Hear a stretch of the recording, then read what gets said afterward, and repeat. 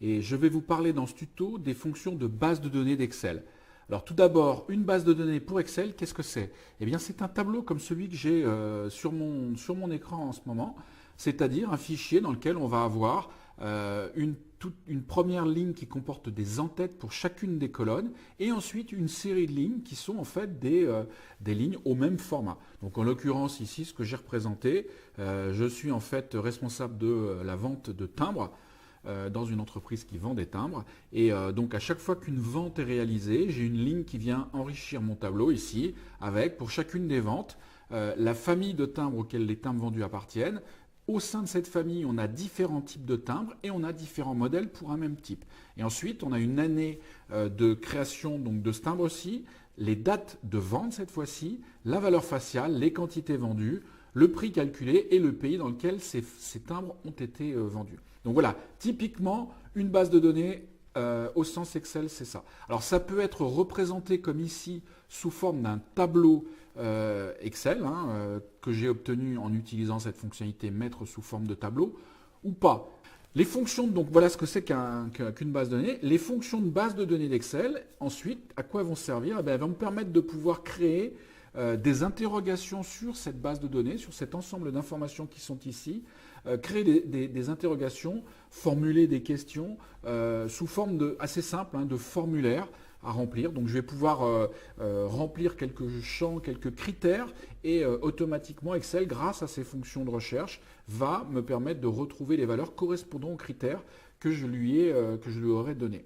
Donc par exemple ici dans mon tableau, je vais pouvoir demander à Excel de me donner la valeur moyenne des quantités de timbres vendus pour tous les timbres dont le modèle est, dont la famille est la famille ville par exemple. Je vais pouvoir aussi lui demander le nombre maximum de timbres qui ont été vendus sur une vente pour cette même famille de timbres ville pendant une période, en termes de date de vente qui s'est déroulée par exemple entre le 1er février 2012 et le 30 juin 2012. Et donc tout ceci va être, c'est plus une forme d'interrogation au travers d'un formulaire. Alors pour commencer, qu'est-ce que je vais faire? À partir de cette base de données, je vais pouvoir donc ici commencer par créer le formulaire. Donc ce formulaire, je vais le mettre en haut de mon tableau. Et donc le formulaire, c'est une image des champs, donc des colonnes qui sont dans ma base de données. Et donc je reprends ici, je retape ici ces informations. Donc voilà, type, modèle. En fonction de ce que j'ai besoin de représenter, si je n'ai pas besoin de filtrer sur tous ces champs, je ne vais pas avoir la nécessité de les représenter tous. Mais imaginons, donc voilà, je veux ici, voilà, la date. Voilà. Et imaginons que j'ai à filtrer uniquement sur ces éléments d'information. C'est-à-dire que je ne vais pas, dans le cadre des fonctions que je vais utiliser, je ne vais pas filtrer sur ces valeurs suivantes. Je vais juste garder celle-là. Donc première chose, j'écris ici les en-têtes de mes colonnes sur lesquelles je souhaite pouvoir faire des filtres. Je garde dessous une ligne vide dans laquelle je viendrai renseigner les valeurs des formulaires. Et puis ensuite, je vais me garder dessous ces espaces-là des champs. Donc imaginons, j'ai besoin de connaître les valeurs que je souhaite calculer. Dans cet exemple ici, le nombre moyen de timbres de la famille ville qui ont été vendus, ce même nombre sur l'année 2013 et enfin le nombre maximum pour une vente de timbres de type Ribérac. Voilà, maintenant en accélérant, j'arrive directement après avoir entré ces libellés. Alors, première chose, donc je veux pouvoir connaître le nombre de timbres dont la famille et ville qui ont été vendus, donc en nombre moyen sur les quantités. Donc je vais dans mon formulaire renseigner ici, tout d'abord, la valeur du critère que je recherche. La valeur du critère famille ici, c'est ville. Et donc, comme il s'agit d'un champ de texte, je vais écrire ici une valeur qui va donc avec une double guillemets, donc qui va permettre à Excel de savoir que ce qui est derrière, c'est du texte, à prendre tel que.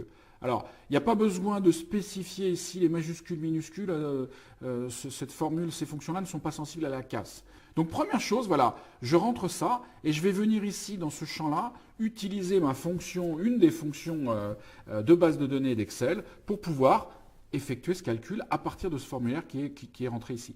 Alors imaginons donc pour ça, je viens dans cette cellule, j'ai les formules base de données, donc elles commencent toutes de la même façon, donc je tape BD. Alors vous allez voir qu'il y a un certain nombre de ces formules, hein, depuis des calculs d'écart type, récupérer des valeurs avec cette fonction lire, max, je vais l'utiliser pour mon dernier exemple. La moyenne, c'est celle-ci aussi que je vais utiliser ici.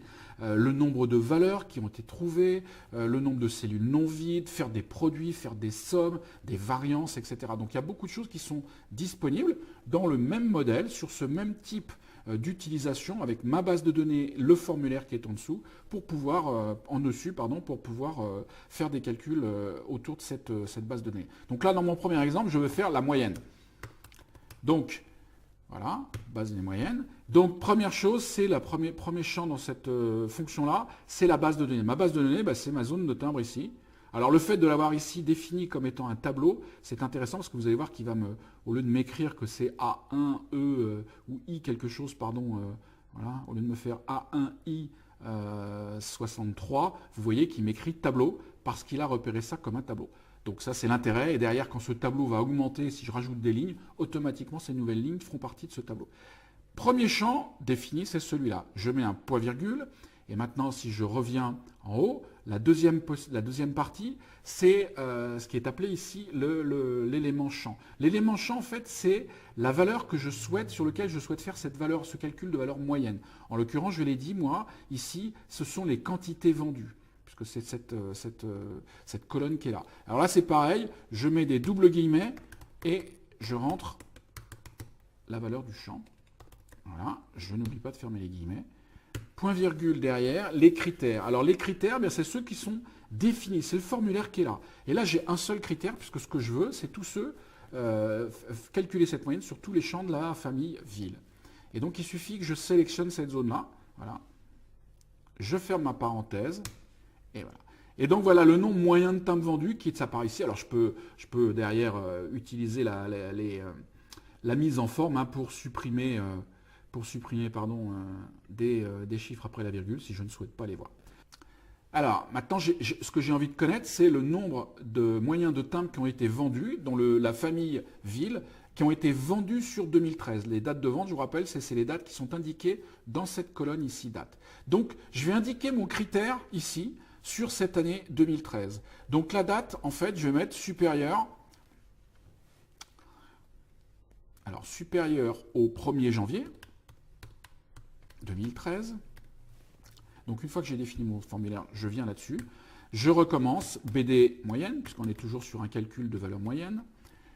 Pardon. La base de données, c'est toujours la même, c'est mon tableau. Voilà. Point virgule. Je viens ici, donc ce qui m'intéresse de calculer, c'est les quantités vendues. Alors, que je n'oublie pas, voilà, pardon, je n'oublie pas ici le T à quantité vendue, et je n'oublie pas le double guillemet qui est derrière. Et puis derrière, la zone de critères, cette fois-ci, elle est là, représentée. Donc ici, c'est les champs, les timbres dont la famille est ville, et dont la date est après supérieure au 1er janvier. Donc je sélectionne cette fois-ci cette zone dans laquelle se trouvent les deux critères que j'ai renseignés, je ferme la parenthèse, et voilà. Voilà, imaginons maintenant que ce n'est pas seulement du 1er janvier, à partir du 1er janvier que les ventes je cherche à connaître les nombres de moyens de timbres vendus de cette famille ville, mais du 1er janvier au 25 février par exemple. Donc je vais étendre ce critère, je vais rajouter ici une borne, et pour ça c'est assez simple, hein. Il suffit, puisqu'on est en mode formulaire, je vais rajouter une colonne à mon formulaire, un champ, c'est un champ aussi date, hein. Là cette fois-ci je vais intégrer le critère, c'est avant le 25 janvier, alors voilà, 25 février, pardon, on va prendre celui-là, hein, 2013, voilà. Et cette fois-ci, si je reviens dans ma formule que je vais étendre, on voit qu'ici en cliquant là, mon champ de recherche s'arrête à cette première colonne, donc avec la première date que j'ai positionnée. Là, je veux intégrer la deuxième, donc je me positionne sur le petit point qui est en bas, vous voyez, mon curseur de souris, et là je vais tirer, je vais allonger la zone, voilà. Donc voilà un petit exemple donc, qui permet de montrer aussi comment on peut étendre ce formulaire avec d'autres critères. Maintenant, troisième exemple, je veux cette fois-ci établir le nombre maximum de timbres qui ont été vendus de timbres de type, dont le type est Ribérac. Alors ce que je veux, c'est identifier la vente qui a généré le maximum de timbres. Donc pour ça, qu'est-ce que je fais? Je vais venir ici indiquer tout à l'heure, hein, comme tout à l'heure, Ribérac. Voilà, je l'indique ici et je fais entrer. Et puis maintenant, ici dans ma formule, je vais venir, et donc là c'est BD toujours, sauf qu'il s'agit cette fois-ci non plus de la moyenne que je souhaite calculer, mais de la valeur maximum. Donc je choisis la valeur la plus élevée, donc cette fonction BDmax, j'ouvre la parenthèse, ma base de données c'est toujours la même. Voilà, mon point virgule à rajouter. Ensuite, qu'est-ce qui m'intéresse? C'est toujours pareil, les quantités vendues. Donc, j'ouvre les doubles guillemets, quantité vendue. Je ferme les guillemets. Voilà. Et cette fois-ci, je rajoute le type de filtre. Hein, et le filtre, en fait, c'est type égale Ribérac. Donc, j'ai juste à sélectionner la première colonne avec la première cellule avec l'entête de ma colonne et la valeur filtre. Je ferme ma parenthèse. Et voilà. Et donc là, j'ai effectivement ici une valeur maximum. On peut le vérifier, hein, il suffit d'aller regarder dans type. Je filtre là-dessus. Ribérac, voilà. Hop. Et effectivement, la valeur la plus importante est celle-ci. Voilà. Donc, voilà comment fonctionnent ces fonctions de base de données Excel, donc qui sont bien plus riches, hein, puisqu'on peut aller au-delà de ces quelques exemples que j'ai pu vous montrer. Le principe reste strictement identique, en tout cas, en termes de mise en œuvre. Voilà, ce tuto est maintenant